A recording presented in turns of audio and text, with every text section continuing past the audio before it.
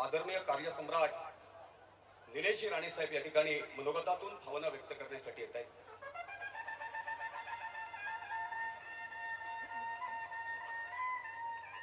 सन्मान्य राणे साहेब, सिंधुदुर्ग जिल्ह्याचे पालकमंत्री सन्मान्य नितेशजी राणे, सन्मान्य दत्ताजी सामंत,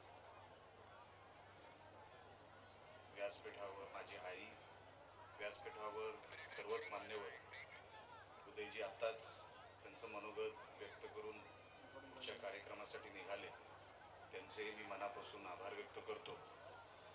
आज या कार्यक्रमाला एवढ्या मोठ्या प्रमाणामध्ये सामंत साहेब, आपण आणि आपल्या सगळ्या सहकार्याने, हा खरं तर राणे साहेबांचा वाढदिवसाचा कार्यक्रम वाटतोय। तुम्ही माझ्यासारख्या एका लहान कार्यकर्त्याचा एवढा मोठा वाढदिवस साजरा केला, मनापासून मी तुमचे आभार मी मनापासून मानतो। की खरं तर नितेशलाही माहिती आहे, मी काय वाढदिवस वगैरे साजरा करणारा माणूस नाही। अनेक वर्ष मी वाढदिवस साजरा केलेला नाही, पण अशी सामंत साहेबांसारखी देवासारखी माणसं मिळाली की ते वाढदिवस असो किंवा कुठे मोठे पण द्यायचं असेल तर ते निलेश राणेलाच देतात। आणि तेच मला असं वाटतं माझ्या नशिबाचा तो भाग आहे की मला अशी देवासारखी माणसं भेटली। मी खरोखरच सामंत साहेब आपला परत एकदा आभारी आहे। हा कार्यक्रम करत असताना एवढ्या मोठ्या संख्येने आपण इथे आलात। खरं तर मला सामंत साहेब दुसऱ्यांच्या वाढदिवसाचं मनोगत मला चांगलं जमतं, माझ्याच वाढदिवसाचं मनोगत मी कधीच असं बोललेलो नाही, म्हणून मला सुचत नाही। कारण का एवढे मोठे वाढदिवस करणं हे फक्त माझ्या जीवनामध्ये मी माझ्या राणे साहेबांचेच केले, दुसऱ्यांचे वाढदिवसच मला माहित नाही की एवढे माझेही मोठे वाढदिवस होऊ शकतात। हे मला पहिल्यांदाच आपण दाखवलं, माझ्या या सगळ्या व्यासपीठाने दाखवलं। मी मनापासून आपल्या सगळ्यांचा आभार व्यक्त करतो की मला लहानपणापासूनच राणे साहेबांचा वाढदिवस एक सण म्हणूनच वाटायचा की वाढदिवस कसा साजरा असावा आणि कोणाचा साजरा करावा, तर तो फक्त माझ्या वडिलांचा साजरा करावा हीच भावना घेऊन मी अनेक त्यांच्या वाढदिवसाला त्यांचा वाढदिवस मोठा कसा होईल याच्यासाठी प्रयत्न केले। मी असेल, नितेश असेल, त्यांनी पण आपल्यापेक्षा मोठा वाढदिवस साहेबांचा असावा, वडिलांचा असावा म्हणून त्यांनी अनेक वर्ष खूप मोठे मोठे कार्यक्रम राणे साहेबांसाठी घेतले। हे सांगत असताना आपण आज जो कार्यक्रम इकडे उभा केला, संध्याकाळी 5 वाजेपासून आपण इकडे गर्दी केली, खरं तर अजून एक योगायोग आहे आणि माझ्यासाठी फार मोठं म्हणजे काय म्हणावं त्याला, समाधान आहे, आनंद आहे की उद्या 17 तारीख माझा वाढदिवस आणि तिथीनुसार आपल्या छत्रपती शिवाजी महाराजांची जयंती पण उद्याच। हाही एक माझ्यासाठी फार मोठं कारण आहे माझ्या वाढदिवसाचं। मी मनापासून आपल्या सगळ्यांचे आभार व्यक्त करतो। जे जे काय माझ्याबद्दल मागच्या 3 महिन्यामध्ये मी करायचा प्रयत्न केला, मी मनापासून करायचा प्रयत्न केला। 10 वर्षाच्या जे काही झालं, पराभव झाले वगैरे, मी काय त्याच्यात जात नाही, पण मला लोकांनी निवडून दिलं ते काहीतरी करण्यासाठी दिलं, मागे जे झालं नाही ते सांगण्यासाठी दिलेलं नाही, याची जाणीव ठेवून मी कामाला लागलो। आणि जसं मी निवडणुकीला सांगत होतो की जेव्हा मी त्या सभागृहात उठीन बोलायला आपल्याला अभिमानच वाटेल, असं मी तिथे सभागृहामध्ये काहीतरी बोलीन, असं काहीतरी करीन। आणि मी माझा प्रामाणिक प्रयत्न केला। मी फार काय मोठं केलं अशातला माझा सांगण्याचा माझा काही भाग नाही। जसं उदयजींना भीती होती की त्यांनी नेहमी बाहेरचीच भाषणं ऐकलेली होती, हा सभागृहात काय बोलेल, हा कसा बोलेल, ही अनेकांच्या मनामध्ये भीती होती। पण राणे साहेबांना इतके वर्ष जे मी गॅलरीत बसून बघायचो, त्यांचा खास करून विरोधी पक्ष नेता म्हणून त्यांचा जो कार्यकाळ होता तो मी फार जवळून बघितला. त्यांच्याबरोबर त्याच काळामध्ये मी महाराष्ट्र फिरलो.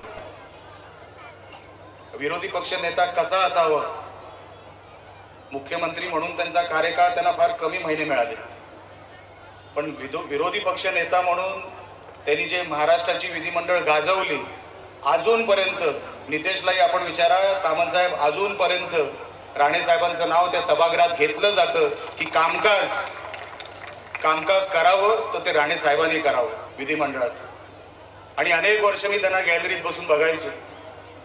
त्यांनी 3-3 तास भाषणं केलेली आहेत, विदर्भावर केलेली आहेत, अनेक विषयांवर त्यांनी त्यांची विधिमंडळातली भाषणं मी तिथे बसून ऐकले आणि महाराष्ट्रातले त्यांचे दौरे मी जवळून बघितले. आणि म्हणून नेमकं काय करावं त्या विधिमंडळामध्ये जाऊन हे मला त्यांच्याकडून शिकता आलं, हे माझं भाग्य आहे. आणि एक छोटासा प्रयत्न मी तोच केला. मला आज 12 दिवस झाले विधिमंडळामध्ये.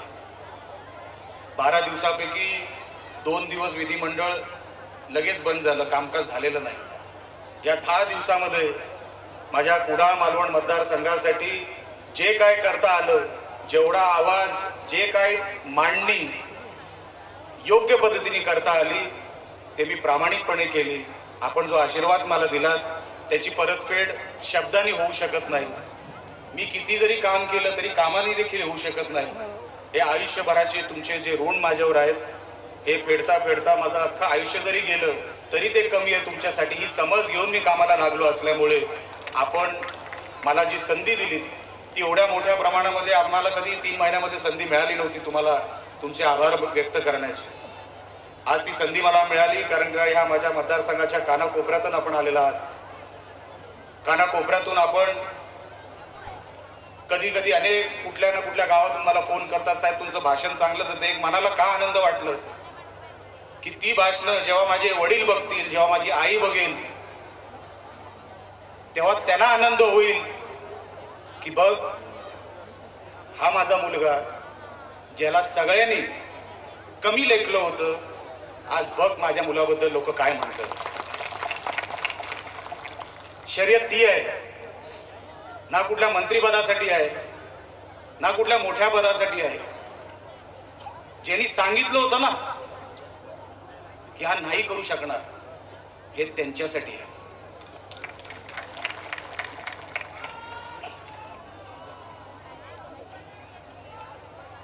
मला खरोखरच कोणाला काही सिद्ध करायचं नाही, ना विरोधकांना नाही कोणालाही.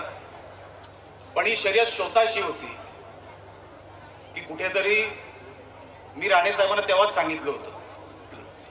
तेव्हा तिकीट मिळणार की नाही सामंत साहेब तेव्हाही माहीत नव्हतं. पहिलं तिकीट मिळत नव्हती असं लोकांना वाटत होतं. मी तेव्हाही सांगत होतो, बरोबर सामंत साहेब, मी 100% तिकीट घेऊन येणार. आणि मी तिकीट घेऊन आलो. मी बोलो कुठूनही घेऊन येईल पण तिकीट मलाच मिळणार. नंतर सांगत होते काय खरं नाही, तिकीट मिळाली पण सांगत होते काय खरं नाही. नंतर काही दिवस पुढे गेले तर बोलले कठीण आहे पण बघूया. नंतर काही दिवस पुढे गेले, नाही साहेब तुम्ही किमान 25,000 निवडून येणार. नंतर काही दिवस पुढे गेले, साहेब अतिटटीच आहे, एवढं सोपं समजू नका. मी बोलले हे लवकर मला म्हातारे करणार, काय यांचं खरं नाही. पण मी राणे साहेबांना तेव्हाच सांगितलं होतं, म्हटलं साहेब तुम्ही काळजी करायची नाही, एक मतानी काही ना पण मीच निवडून येणार. मग जे काय करावं लागेल ते करावं लागेल ते मी सगळं करणार.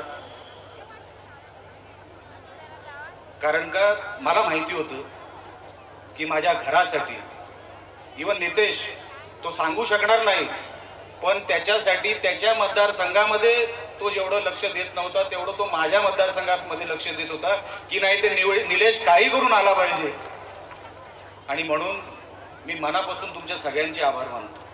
हे तुमचं प्रेम आहे सगळ्यांचं तुमचं, हे काय मी या जन्मात फेडू शकीन की नाही मला माहीत नाही.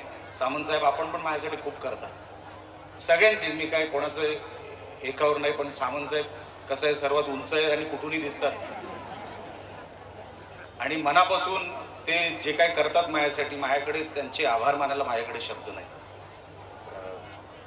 मी मनापासून खरोखरच आपला सगळ्यांचा आभारी आहे. जास्त बोलत राहिलो तर कुठे कुठे आपण म्हणतो ना कुठेतरी विकनेस येईल बोलता बोलता, म्हणून जास्त काय ते सभागृहामध्ये बोलणं सोपं होतं, ते स्वतःच्या वाढदिवसाला बोलणं फार कठीण असतं, ते आज मला कळलं.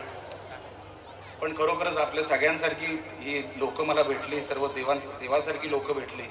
मी मनापासून आपल्या सगळ्यांचे आभार व्यक्त करतो आणि आपल्याला सगळ्यांना एक शब्द देतो की जेव्हापर्यंत राहीन, जेव्हापर्यंत जीव असेल, ह्या मतदारसंघासाठी, आपल्या जिल्ह्यासाठी, आपल्या कोकणासाठी, आपल्या महाराष्ट्रासाठी वाटेल ते करीन, पण आपल्या हिताचंच करीन, एवढं मी तुम्हाला आज या निमित्ताने शब्द देतो. आपण फार मोठ्या संख्येने इथे आलात, आपण सगळे फार मेहनत माझ्या कार्यक्रमाला आपण घेतलीत. मी मनापासून आपल्या सगळ्यांचे आभार व्यक्त करतो आणि इथेच थांबतो. जय हिंद, जय महाराष्ट्र. निलेश साहेबांची आज संस्कार संपन्नता प्रामुख्यानं पाहायला मिळाली. कारण उदय सामंत दुपारीच आले होते आणि